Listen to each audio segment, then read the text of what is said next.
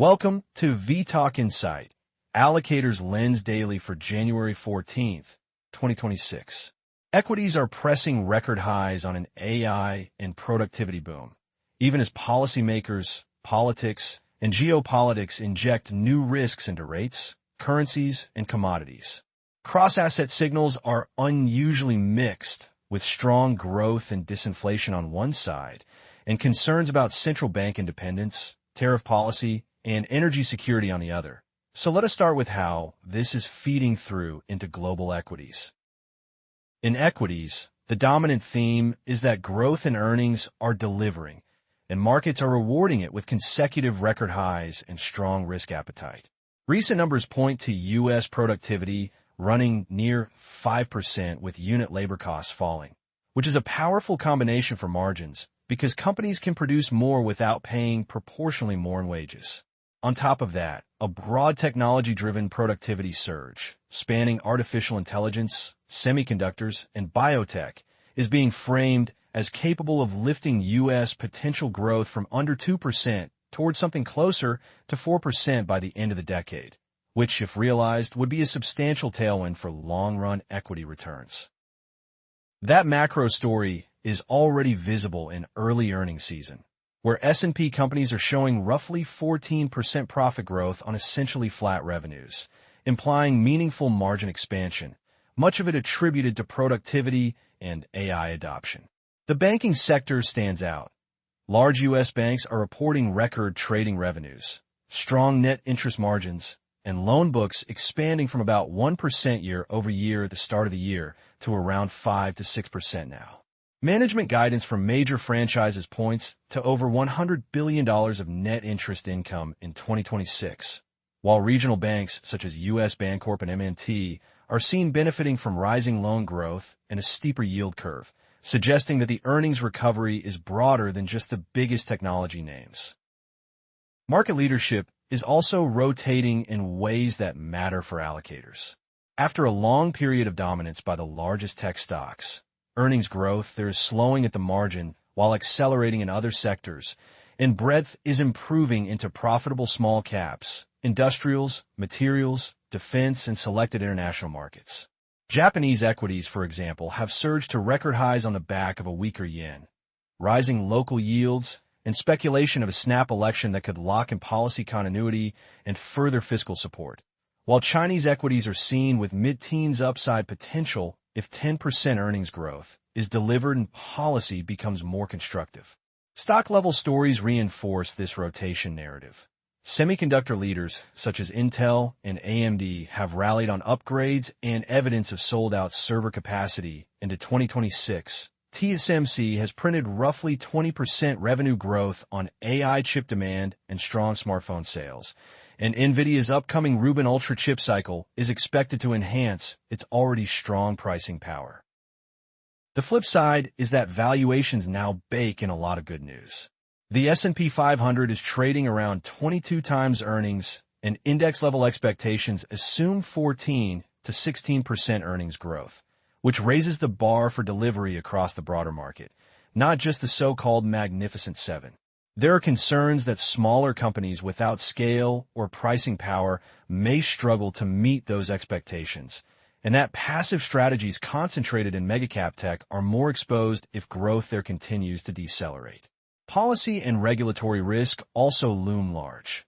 U.S. financials recently led declines after renewed noise around credit card rate caps and swipe fee legislation, and large deals in media and streaming are being scrutinized for leverage around 9 times EBITDA, highlighting how quickly sentiment could turn if credit markets reprice. For equities, the key watch points now are whether this earnings season confirms margin expansion beyond the early leaders, how AI infrastructure spending interacts with rising power costs and local political resistance, and whether any sharp move higher in long-end yields undermines the valuation support that has powered the latest leg of the rally. Turning to rates, inflation data are moving in the right direction, but not fast enough to remove uncertainty about the policy path. December core consumer prices came in slightly below expectations, and that softer print triggered a positive reaction in equities and a mild drop in Treasury yields, reinforcing the narrative that disinflation is gradually taking hold. At the same time, core inflation remains above the Federal Reserve's 2% target, and broader measures, such as median and trim mean inflation, still hover near 3%, which helps explain why some forecasters have pushed their call for the first rate cut from the first quarter out to the third quarter. Markets are toying with scenarios that include 1 or 2 cuts later this year, but the evidence suggests those will depend heavily on signs of weakening consumer demand, especially among lower-income households. The more destabilizing force for rates right now is not the data itself, but fears about policy credibility. Political pressure on the Fed, including legal efforts around Chair Powell, has raised questions about central bank independence, and several observers warn that if interference escalates, it could push long-term yields higher as investors demand more compensation for holding duration.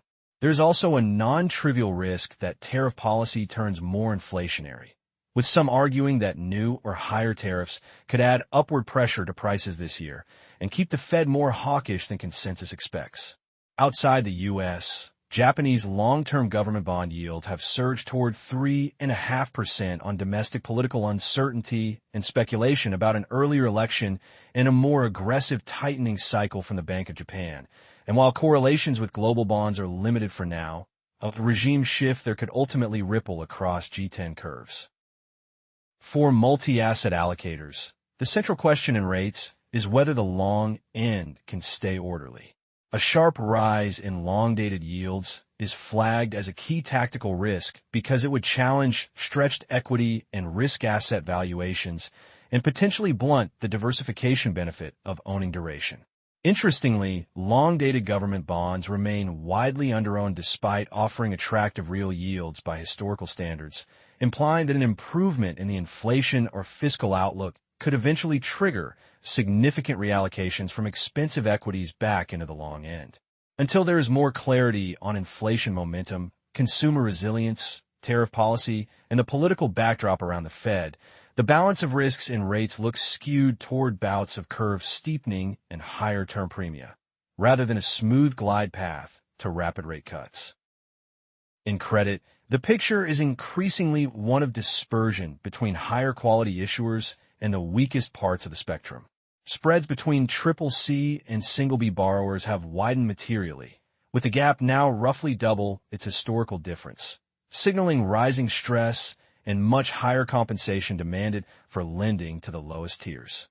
In contrast, Euro high-yield spreads, around 260 basis points, are seen as offering too little compensation for expected default risk, which is prompting a more selective stance toward both U.S. and European high yield. Private credit has grown rapidly at about 14% a year and is now entering a more traditional credit cycle, where underperformers are punished more severely, and lenders are increasingly cautious about areas like AI infrastructure that combine rapid technological change with commodity-like risk profiles. By contrast, large U.S. banks continue to look fundamentally robust from credit perspective, supported by accelerating loan growth, normalized yield curves, resilient consumer balance sheets, and strong household net worth. Major franchises such as J.P. Morgan are guiding to record net interest income, record trading revenues, and solid capital positions, even though investment banking fees and certain underwriting businesses remain uneven. However, political and regulatory risks are rising, particularly around consumer credit. Bipartisan proposals to cap credit card interest rates for a period and swipe fee legislation affecting payment networks could weigh on earnings power and alter loss assumptions for some business models. Highly leveraged corporate transactions, such as the proposed Paramount and Warner Brothers Discovery deal with leverage projected at about 9 times EBITDA, underscore how a sudden shift in credit sentiment or funding costs could quickly expose fragilities. For allocators, the message from credit is that quality still looks resilient, but the margin for error is shrinking in lower tiers and in structures that rely on benign refinancing conditions. Across currencies, policy divergence and geopolitical risk are once again in the spotlight. The U.S. dollar is outperforming its G10 peers, particularly the Japanese yen, helped by haven demand tied to geopolitical tensions and commodity price moves, as well as relatively attractive U.S. yields. At the same time, there have been episodes where, despite domestic political turmoil, the dollar has failed to show its usual safe haven bid, and gold, rather than the greenback, has become the preferred hedge against long-term fiscal and institutional risk. In Japan, a sharply weaker yen and elevated local equities reflect expectations that the Bank of Japan will wait until after potential early elections before tightening more meaningfully, even as long-end yields rise and real rates remain negative. Intervention risk from Japan's Ministry of Finance is rising as the currency approaches psychologically important levels, and any decisive action there could have knock-on effects for G10 yield curves and relative value trades. Digital assets are also responding to the macro mix. Bitcoin and other major tokens rallied after the latest softer inflation data, reinforcing the idea that crypto is trading both as a high beta risk asset and as a vehicle sensitive to disinflation and liquidity expectations. Alongside that, strong and persistent central bank buying of gold as a reserve asset highlights a gradual diversification away from exclusive reliance on the dollar, especially in a world of elevated geopolitical tension and concerns about policy credibility.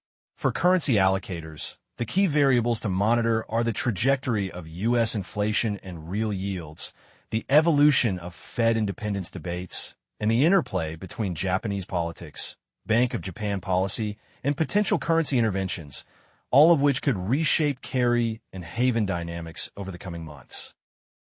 Commodities are sending a clear message that, beneath the risk-on surface, demand for protection is rising. Gold's outperformance stands out, with investors and central banks treating it as the primary geopolitical and policy hedge amid mounting worries about Federal Reserve independence and broader institutional risk. A widely cited price target above $5,300 per ounce captures the conviction behind that theme, supported by ongoing central bank accumulation and portfolio diversification away from concentrated exposure to the U.S. dollar. From an allocation standpoint, the fact that gold is rallying alongside risk assets underlines that hedging demand is robust even as equities make new highs, which is consistent with a world where tail risks are rising rather than falling. Energy markets are also tight, with several potential catalysts for volatility. Oil prices are elevated, with U.S. crude above $60 and Brent above $64, as geopolitical tensions involving Iran, Venezuela, and key shipping routes like the Strait of Hormuz inject a sizable risk premium into every barrel. There are indications that speculative positioning is heavily skewed short in the energy complex, while major importers, such as China, are actively building above-ground inventories and hoarding raw materials, which together create conditions for a sharp price spike if demand surprises on the upside or if supply is disrupted. U.S. policy toward Venezuela aims to reshape regional oil flows and limit illicit exports to China, Cuba, and Russia, while companies like Chevron remain dominant foreign producers there and stand to influence how quickly new investment translates into actual supply. Beyond oil, industrial commodities and the energy transition are increasingly intertwined with the AI theme. Industrial material prices are rising rapidly as tightness emerges in smaller but critical inputs, and order-to-inventory ratios are turning up, suggesting renewed demand for restocking amid political and supply chain uncertainty. European defense spending plans, including hundreds of billions of dollars of incremental outlays, are driving capacity expansion and stockpiling across defense manufacturers, while a global push to secure rare earths and other strategic minerals is encouraging miners to pursue mergers and long-term contracts, sometimes at stretched valuations. At the same time, electricity prices in key data center hubs, such as Virginia and Illinois, have risen sharply year on year, largely due to surging power needs from AI and cloud infrastructure, pushing utilities toward natural gas and nuclear as transitional solutions and raising the risk that energy costs reignite inflation if left unchecked. For commodities, the key watch points are the trajectory of Middle East tensions and shipping routes, evidence of further inventory hoarding or supply disruptions, and policy decisions around the energy transition and defense, any of which could feed back quickly into both inflation expectations and broader risk sentiment. Stepping back across assets, the current message is that growth and earnings are still doing the heavy lifting for risk assets, powered by an AI and productivity boom, fiscal expansion, and broadening sector leadership. But the policy and geopolitical backdrop is becoming more fragile. Equities are celebrating record profits and improved breadth even as valuations stretch, which leaves them more exposed to any upside surprise in long-end yields or disappointment in the earnings trajectory outside the current leaders. Rates markets are caught between reassuring disinflation data and concerns about central bank independence, tariffs, and deficits, all of which could sustain higher term premia and occasional curve steepening, while credit spreads tell a story of resilience at the top of the quality ladder but mounting stress in lower tiers and select private and leveraged structures. In FX and commodities, policy divergence and geopolitical risk are front and center. The dollar-yen dynamic, crypto's response to disinflation, and gold's role as the preferred institutional hedge all interact with rising energy and industrial materials risk to shape inflation expectations and cross-asset correlations. For allocators, the critical things to watch now are the next waves of inflation and labor data, any escalation in political pressure on the Fed, the evolution of Japanese policy and election timing, and potential supply shocks or demand surges in key energy and materials markets, because these will determine whether today's benign mix of strong growth and moderate volatility can persist. This video is for information only and is not investment advice. Visit and subscribe to vTalkInsight.com for latest interactive market insights.